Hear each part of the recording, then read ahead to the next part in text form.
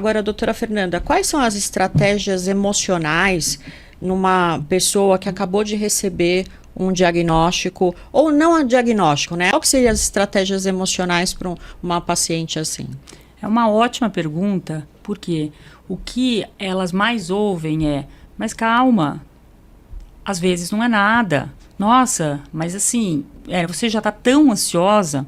Claro, só a possibilidade da pessoa vir a desenvolver, vir a ser confirmado esse diagnóstico, gera uma ansiedade, gera medo, gera raiva, que são emoções. Mas a gente aprendeu que é no decorrer da vida em que a gente deveria controlar as nossas emoções. Eu queria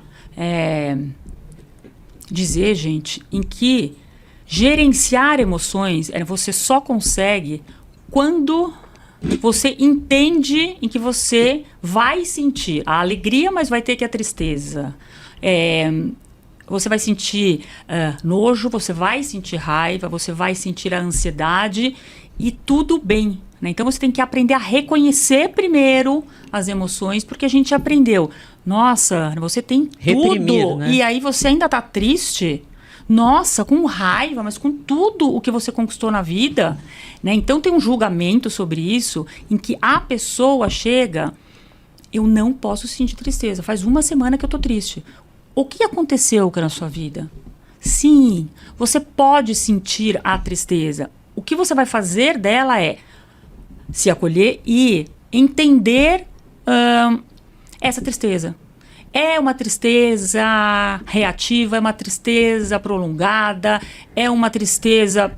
Eu não sei. Mas antes disso, é aprender que tudo bem, nem todo dia a gente vai ver que é o sol brilhar.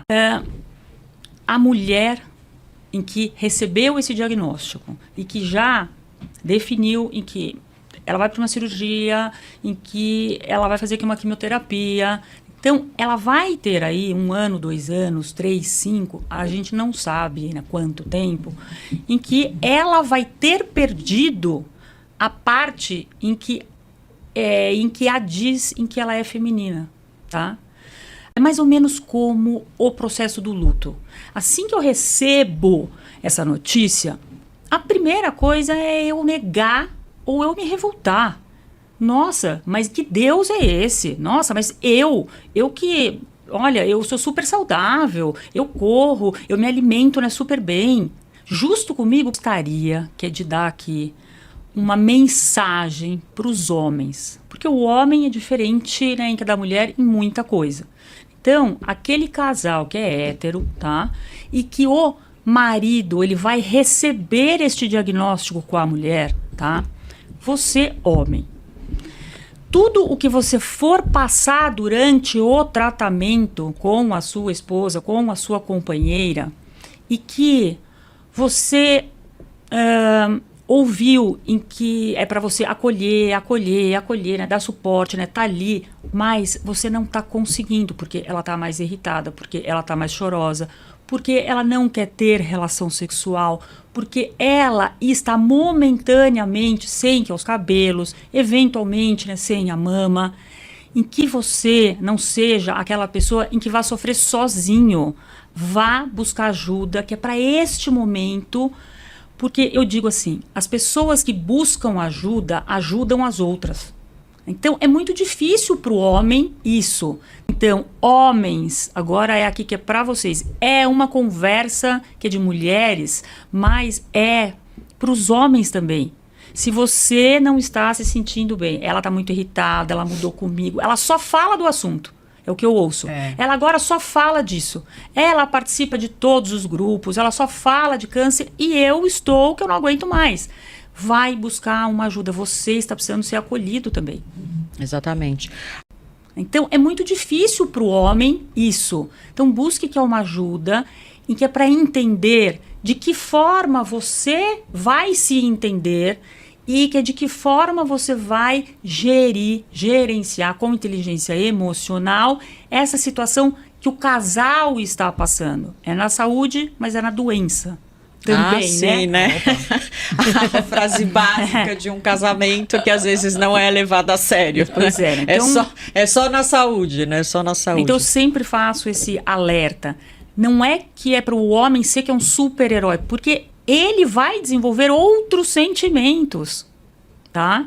E se ele for para um profissional e ele tiver a escuta dele, tá? É importante ele ter a escuta. Se ele, né? Se ele entender que é um momento, mas se ele tiver as dores dele acolhidas e algumas intervenções em que de que forma que ele lida melhor com a esposa, ele vai saber ultrapassar isso com muito mais qualidade de vida. Muito importante engajar este parceiro, essa parceira dela, junto, às vezes, que é numa psicoterapia. Por quê? É muito difícil, porque ela é a paciente em que está com o diagnóstico positivado. Mas a pessoa em que vai conviver com ela, e a título de ilustração aqui só, o homem em que está convivendo com ela, ele começa a se irritar. Ele começa a não ter mais desejo por ela. Ele começa a se esquivar. Então, ele cuida, ele vai, ele leva no médico, mas esta parte que é de casal, ela vira uma amizade. E é uma fase só. Eu brinco que é a mesma fase que é do pós-parto, em que a mulher, ela virou que é uma leoa, e ele, o homem, até ele entender que aquele ser que chora, que faz cocô, que mama, ele é filho dele, ela entende mais rápido, por quê? Porque ela gestou, né? Porque ela sentiu, né? Vem o instinto materno. Mas só que, na maioria das vezes, é um afastamento que é do homem, mas depois ele volta. Agora, na oncologia, gente, é fundamental você identificar como psicóloga quem é a rede de apoio dessa pessoa.